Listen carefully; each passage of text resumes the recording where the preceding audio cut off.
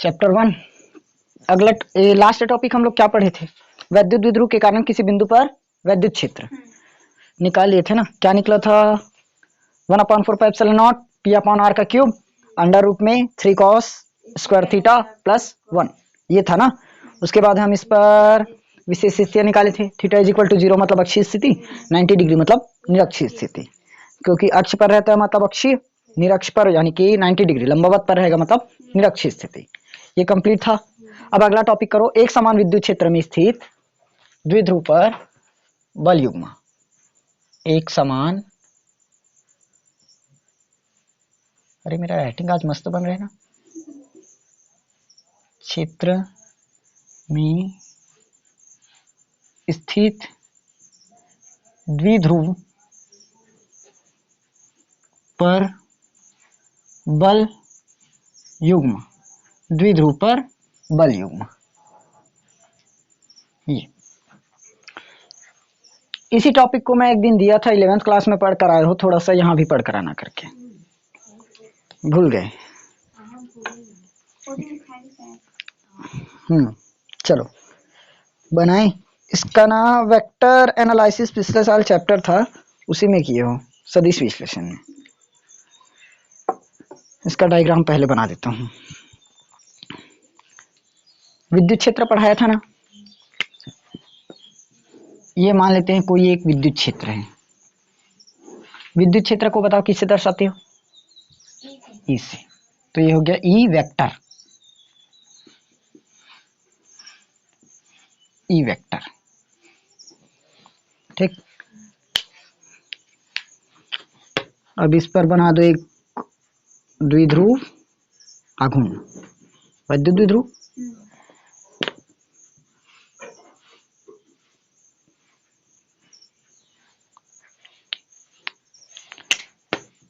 ए और बी, इसके बीच की लंबाई कितनी रहती है? 2l। लंबाई क्या होगी? 2l, ठीक। अब इससे हम लोग एक लंबवत रेखा ऐसे निकाल देते हैं। याद आया कुछ? नहीं आया।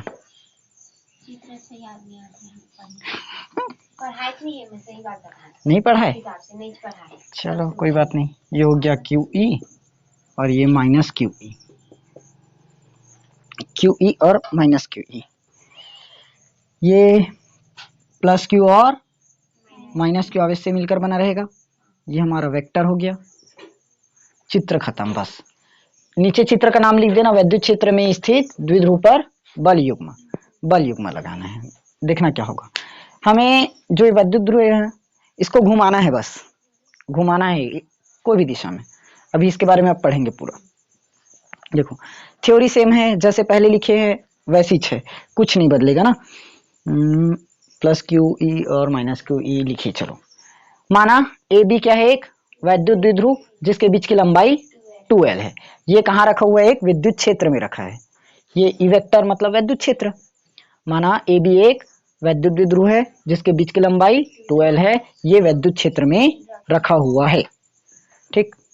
यहाँ तक क्लियर है? अब इसका अक्ष विद्युत क्षेत्र के साथ कौन सा कोण बनाएगा? थीटा कोण। जो इसका अक्ष है,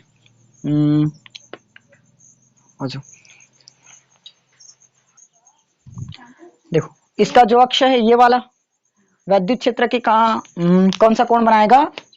थीटा का कोण। ये अक्ष ही हुआ ना, तो ये कैसा कोण बना है? थीटा का कोण। यहाँ पर, यहाँ तक क्लियर हुआ? परिभाषा बस उतना ही लिखें जितना अभी तक पढ़ाया था। माना ए बी एक वैद्युत द्विध्रुव है जिसके बीच की लंबाई 2l है। यह प्लस क्यू और माइनस क्यू से मिलकर बना है। लिखोगे तब भी सही, नहीं लिखोगे तब भी सही। यह वैद्युत क्षेत्र के साथ थीटा कोण बनाते हुए रखा गया है। वैद्युत क्षेत्र के साथ थीटा कोण बनाते हुए रखा गया है। बस कोण को ही बताना है, थीटा कोण बनाते हुए रखा गया है। अब देखो हमें क्या करना है? इसको घुमाना है। तो घुमाएंगे तब कार्य करना पड़ेगा। कार्य करोगे तो बल लगेगा। अब ये स्थित कहाँ है? विद्युत क्षेत्र में। तो विद्युत क्षेत्र में प्लस क्यू के कारण क्यू ई दिशा में एक बल लगता है। विद्युत क्षेत्र में है, प्लस क्यू आवेश के कारण क्या होगा? क्यू ई दिशा में बल लगता है। एक बल क्यू ई दिशा में लगेगा। और माइनस क्यू आवेश के कारण QE के विपरीत दिशा में बल लगता है। विपरीत दिशा में ये लगा, माइनस लगा, मतलब देखो साफ साफ पता चल रहा है ये बल इस तरफ लगा रहे, उधर जा रहे, और ये बल इस तरफ आ रहे हैं, Q इंटू ई। यही तो पढ़े ना। देखो विद्युत क्षेत्र में द्विध्रुव पर प्लस Q आवेश के कारण QE दिशा में बल लगता है, और माइनस Q आवेश के कारण विपरीत दिशा में माइनस QE बल लगता है। मतलब बल तो ऐसे ही लगेगा, सिर्फ उसका नाम है, इसको माइनस QE कर दी, इधर QE कर दिए, क्योंकि ये उसी की दिशा में जा रहा है और ये विपरीत दिशा में जा रहा है। अगर मान लो इसको प्लस QE करेंगे तो ये माइनस QE हो जाएगा, तो आवेश बदल जाएगा। क्लियर हुआ यहाँ तक? अब देखो ये दोनों बल क्या होंगे, परिमाण में समान होंगे। परिमाण में क्या रहते हैं, समान, और बताया भी था परिमाण में बल क्या रहेंगे, समान रहेंगे। लेकिन क्रिया रेखा देखो दोनों अलग अलग है। इसकी क्रिया रेखा इस तरफ है, इसकी क्रिया रेखा इस तरफ बनेगी। क्रिया रेखा क्या है, भिन्न भिन्न है, इसलिए क्या करेंगे, एक दूसरे को निरस्त कर देंगे।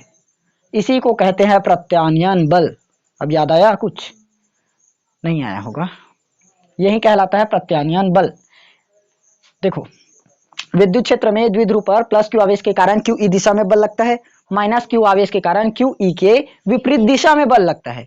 इनकी परिमाण समान है, किंतु क्रिया रेखा भिन्न भिन्न होने के कारण ये क्या करते हैं, एक दूसरे को निरस्त करते हैं, और एक बल का निर्माण होता है। वही बल क्या कहलाता है, प्रत्यानयन बल कहलाता है। क्लियर हुआ? अब जो प्रत्यानयन बल है यह क्या करेगा, द्विध्रुव है ना, उसको घुमाकर क्षेत्र के समांतर लाने का प्रयास करेगा। मतलब यहां पर कौन सा बल लगा, प्रत्यानयन बल। वो प्रत्यानयन बल क्या करेगा, जो ये द्विध्रुव है AB, अभी देखो इसके सीधी रेखा में है क्या, समांतर में? समांतर रेखा तो इसको बोलते हैं, लेकिन यहां पर ये इस तरह से है, तो अभी नहीं है ना समांतर। अब देखो यहां पर क्या लगेगा, प्रत्यानयन बल लगेगा, और प्रत्यानयन बल पढ़ चुके कैसे होगा। तो प्रत्यानयन बल लगेगा तो थीटा घूमेगा, क्योंकि दूसरे पर बल लग रहा है, ये इधर खींचेगा, ये वाला इधर खींचेगा, तो दोनों मिलकर क्या होगा, इस तरह से घूम जाएगा। ये है, ये इस तरह ऊपर जाएगा और ये इधर जाएगा। देखो क्या है, इसके समांतर में आया, तो प्रत्यानयन बल के कारण क्या होगा, द्विध्रुव विद्युत क्षेत्र के समांतर हो जाएगा। क्लियर हुआ? बन जाएगा ना?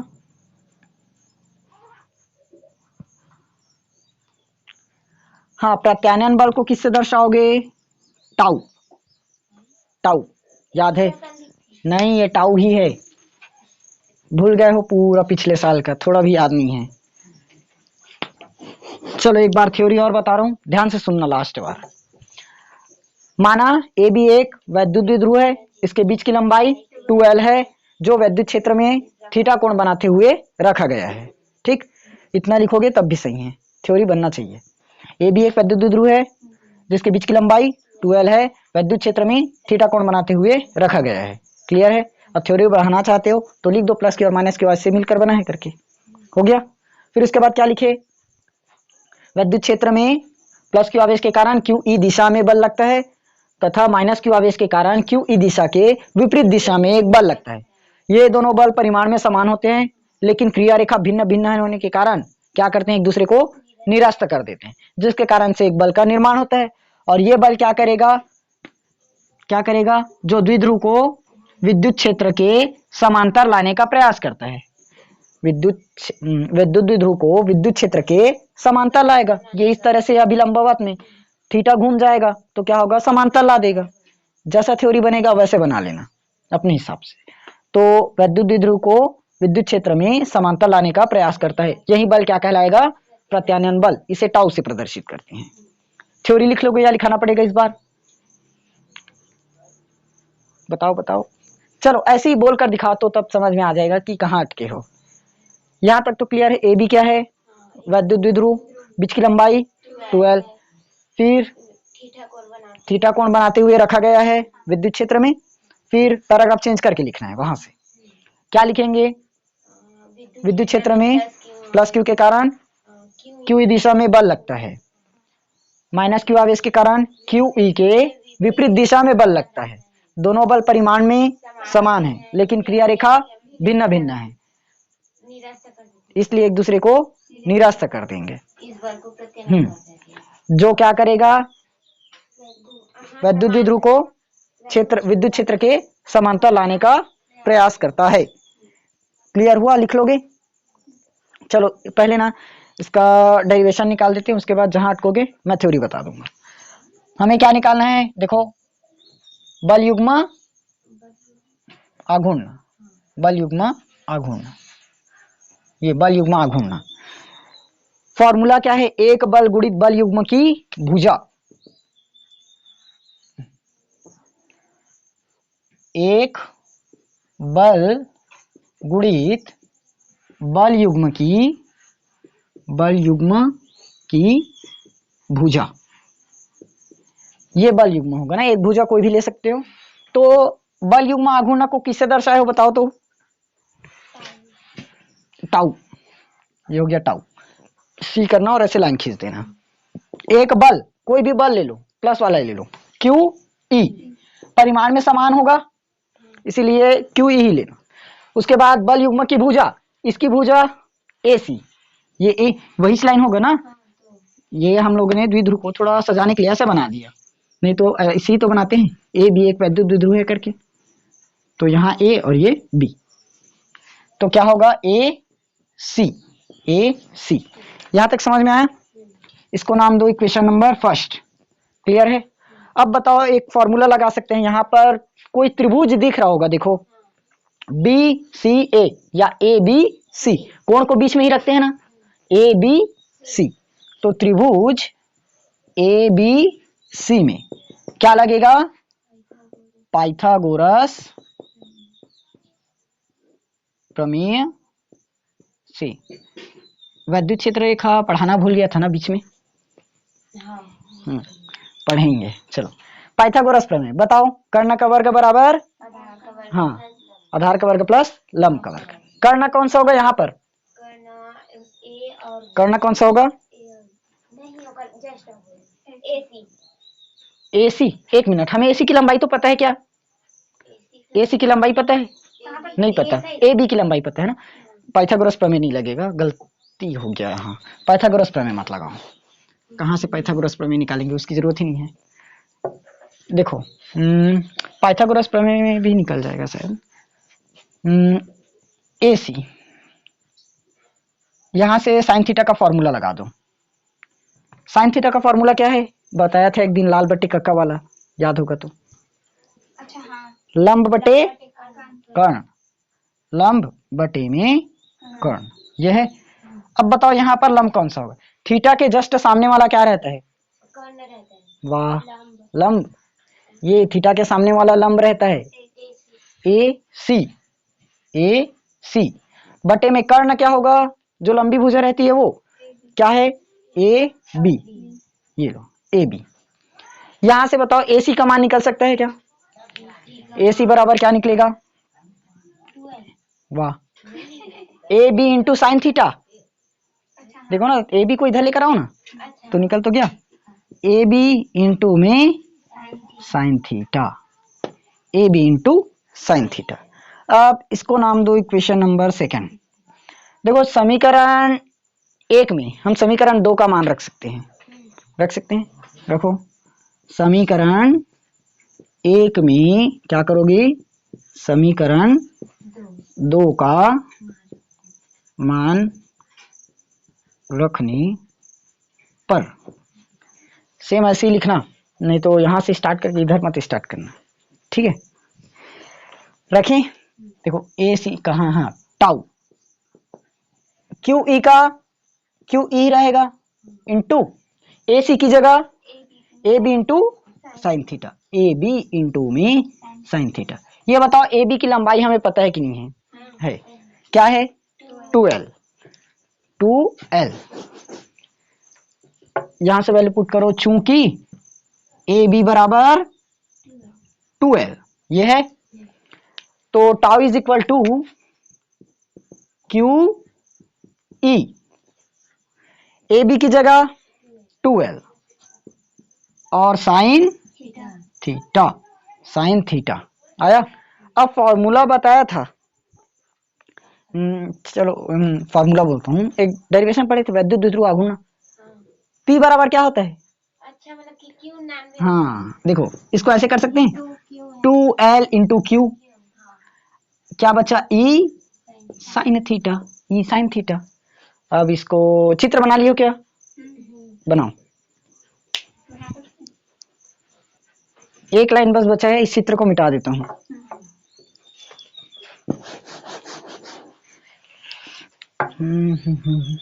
ये इंटू में है ना, क्रॉस क्रॉस और इंटू में फर्क है, याद रखना, फॉर्मूला बदल जाएगा नहीं तो। P बराबर क्या जानते हो? 2L इंटू क्यू, ये होता है। आवेश और उनके बीच की दूरी के गुणनफल को वैद्युत द्विध्रुव आघूर्ण कहते हैं। ये हुआ P is equal to Q into 2L।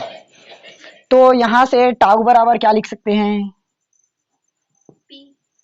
2L into Q की जगह P, और cross P E sine theta, P E sine theta. कहाँ था? यहाँ। चलो, अब ये तो निकल गया, इसका सदिश रूप निकालना चाहें तब, हाँ वेक्टर तो लगाएंगे ही। सदिश रूप कैसे होगा? कैसे होगा बताओ सदिश रूप? हाँ हो गया, साइन थीटा बराबर, यदि ये रहा A B sine theta, formula क्या बनता है?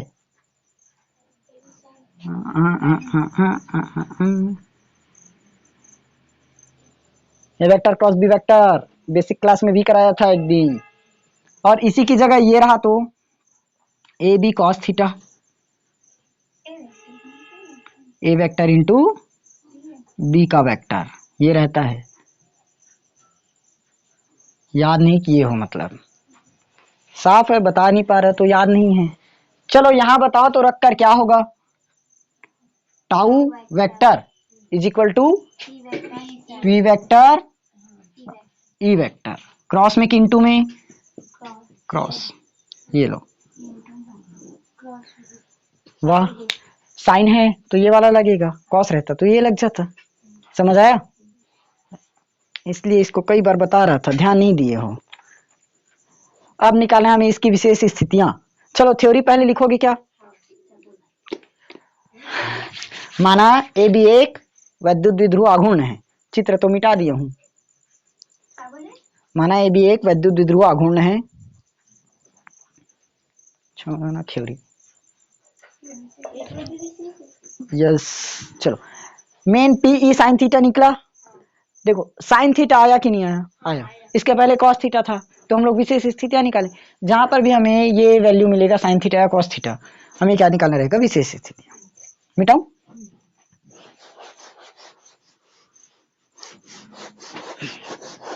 ये कौन सा इक्वेशन माने थे?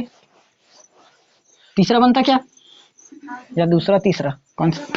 तीसरा है ना। तो बना दो, tau is equal to P E sine theta. अब हाँ, बार बार ये डेरिवेशन निकालते तो नहीं बैठोगे पेपर में, अगर दूसरे में आए तो पहला डेरिवेशन दूसरे में यूज होगा, तो पहले का सूत्र याद रहना चाहिए। जैसे अक्षीय स्थिति में सूत्र बोला था 2p अपॉन आर क्यूब आता है, 1/4 एप्सिलॉन तो रहेगा ही, वैसे ही इसमें tau is equal to P E sine theta, ये यूज होगा कई बार ना। तो विशेष स्थितियां, पहला में क्या लोगे? थीटा बराबर 0 डिग्री पर, थीटा बराबर 0 डिग्री पर। बताओ थीटा बराबर 0 है तो tau is equal to P E sine 0 degree होगा। तो 0 का मान साइन 0 में, चलो मत बताओ, मैं ही लिख देता हूं 0। तो बताओ टाउ बराबर क्या मिला? वाह, 0 नहीं आएगा, 0 का इंटू पी में अतः क्या रहेगा? आघूर्ण जो है मतलब किस में रहेगा? स्थायी संतुलन, आघूर्ण स्थायी संतुलन में रहेगा, अतः आघूर्ण क्या रहेगा? स्थायी संतुलन में। और यदि मान लो 0 नहीं आएगा, तब 0 नहीं आएगा तो संतुलन में नहीं रहेगा, मतलब उसका मान अधिकतम या न्यूनतम प्राप्त होगा। देखो कैसे होगा, अभी थीटा बराबर 0 रखे, अब 90 डिग्री, थीटा बराबर 90 डिग्री पर। टाउ बराबर पीई साइन 90 डिग्री आया। तो टाउ बराबर पीई साइन 90 का मान नहीं पता है 1। तो टाउ बराबर क्या निकलेगा पी ई। धनात्मक में निकला है कि ऋणात्मक में? धनात्मक। तो मान जो है स्थायी रहेगा या अस्थायी रहेगा? पहले स्थायी रहेगा। यहाँ तो 0 पर है स्थायी। स्थायी संतुलन में 0 रहेगा तब आएगा, और थीटा का कुछ मान मिल जाएगा, मतलब टाउ का कुछ मान मिलेगा, मतलब अस्थायी संतुलन होगा। 0 है तो वो स्थायी है, उसको नहीं घुमा सकते। ये लो बला गुण यदि 0 डिग्री पर लग रहा है तो वो समांतर ही आ गया ना, स्थायी संतुलन में है। यदि अलग में है तब उसको घुमा सकते हैं, वापस 0 में ला सकते हैं। मान लो इतनी डिग्री पर है 30 डिग्री पर, 30 डिग्री को घुमाओगे तो 0 में ला सकते हैं, लेकिन 0 है तो और कहाँ लेकर जाओगे? तो स्थायी हुआ। तो ये क्या है? अस्थायी है। अब अस्थायी में भी बताना पड़ेगा अधिकतम है कि न्यूनतम। ये प्लस में है कि माइनस में? प्लस में। तो अधिक बनेगा कि न्यून?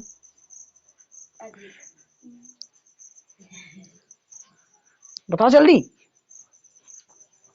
छोड़ो छोड़ो, लिखो तुम लोग। द्विध्रुव का मान